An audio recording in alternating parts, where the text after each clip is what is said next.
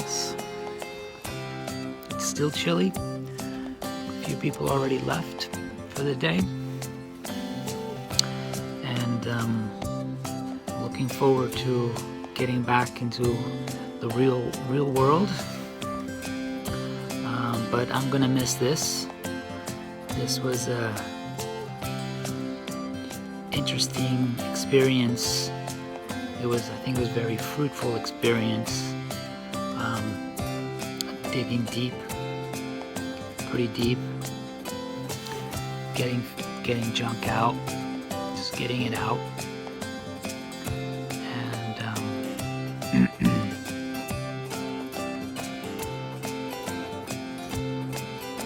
just being at peace. Felt all the things that anyone could feel. Lots of peacefulness, tranquility, joyfulness. Also felt very fearful, worried, concerned, agitated. Yeah, especially in the beginning, first few days. A lot of those emotions come right up on the surface. Worried about everything. Am I gonna make it? Can I do this for 27 days? All the doubts in the mind. So it was, in a sense, it was very gratifying to experience all of that. What else? So I ran out of water, so I got some from the lake, and I treated it, of course, little bleach in there, and then it was still like kind of had a brownish tint to it. So I put it through the reverse osmosis filtration system in the van, and came out great. Water was fantastic. Also rained one day, rained pretty much the entire night. So I collected like one huge bucket of water, like 5 gallons of rainwater. But that also had like color to it, I think from the trees and the sap or whatever. So again, treated it, put it through the reverse osmosis, came out great.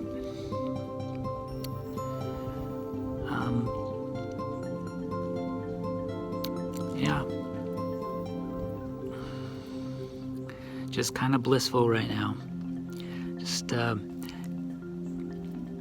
trying to get everything out that I could remember. But we'll take a short pause and come back later.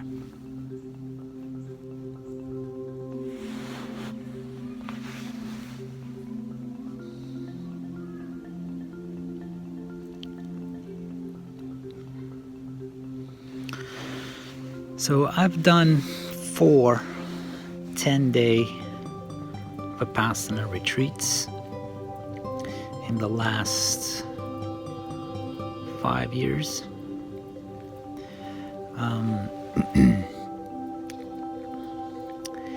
And every time I go, there's a new realization. You know, from the first time I went, and then going back the second time, relearn everything, and more so, you get more deep into it. So it's like, this is what it's meant. Okay, now I got it. And then you go back a third time, and it's like, something else creeps up. You know, and I've spoken with other meditators, and they all pretty much experience the same. Every time you go, there's a new piece that you seem to take. So, you know, no doubt this 27 day took a new piece. And one thing that the teacher normally mentions is that, for long courses, well, not even long courses, even the 10-day courses for old students, you practice meditation all the time, even when you're not in the hall sitting or in your meditation cell sitting. Formal meditation, you're walking from the hall to your room or to the dining room. As you're walking in a meditative manner. You're eating in a meditative manner. You're aware of every movement that you're making. It keeps you rooted into the present moment. And that's key for your development. And this was no different. I put a big emphasis on that. When I was cooking, try to be present. We're always trying. Your mind, of course, wanders, but it's okay. Just be quantumous with it. Come back. And just, just bring it back. Just keep bringing it back. That's what it's all about. And this time, it was a little different. Especially later, I don't know, maybe day 20 or so. It kind of felt like it clicked then. In a sense, I can see my mind thinking. Like, okay, all right, and it's almost 2 o'clock. I'm gonna go and sit for 3 hours or 4 hours or whatever it is. Change my posture if I have to, which normally do for that long. We're gonna have a good sit, and I can see it all going on, like what's going on in my mind. I can hear all this chatter.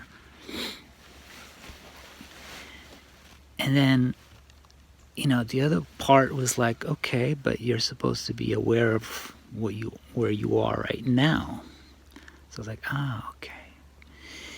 And it was like this realization of, you don't have to wait till 2 o'clock to meditate or to get into some sort of groove, or you have right now to do that. You're here now, you can hear it, you're already meditating. So that thought came along. And it's happened before. It's happened before years ago. And in other retreats. However, this one was different because that thought, after having that thought that one time, it just kept coming back and back, like more regularly. So then all of a sudden I'm walking around and I feel like I'm truly almost sitting down and meditating in a formal way. And I'm just like, it's constantly available, constantly. And, I've heard teachers and read discourses about how people are diligent, very diligent in their meditation practice. And they practice all the time, nonstop. And it's almost like, it almost seems like that's what it is. Like the end goal is that you're always meditating, but it almost seemed like effortless. Before, where I had to kind of like push for it and pull for it and be aware of it and put a effort into it. And I don't know when it was, like maybe day 20 or 21. In day 22, there was a couple of days in succession where it was just happening. Like I didn't have to be aware. Awareness was just there. So that was one of the biggest realizations of this retreat for me. And I'm sitting out here just observing the trees and the birds and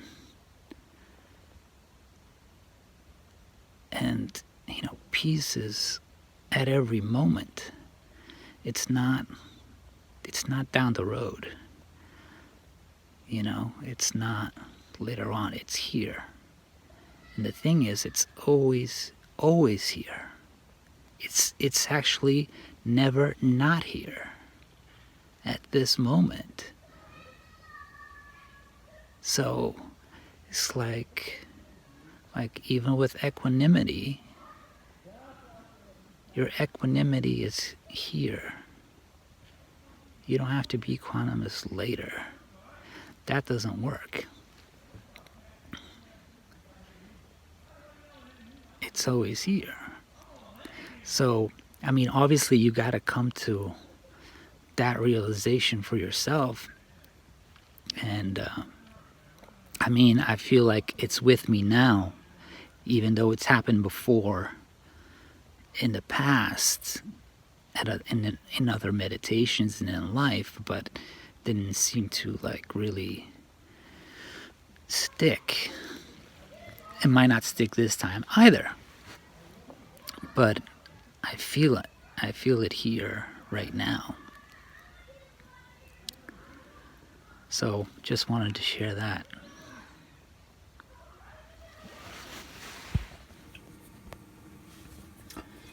Last meal here at Ocala, having the vegetarian burgers, some barbecue sauce. I had plenty of these this month. Got some veggies going. And some hot chocolate chia pudding.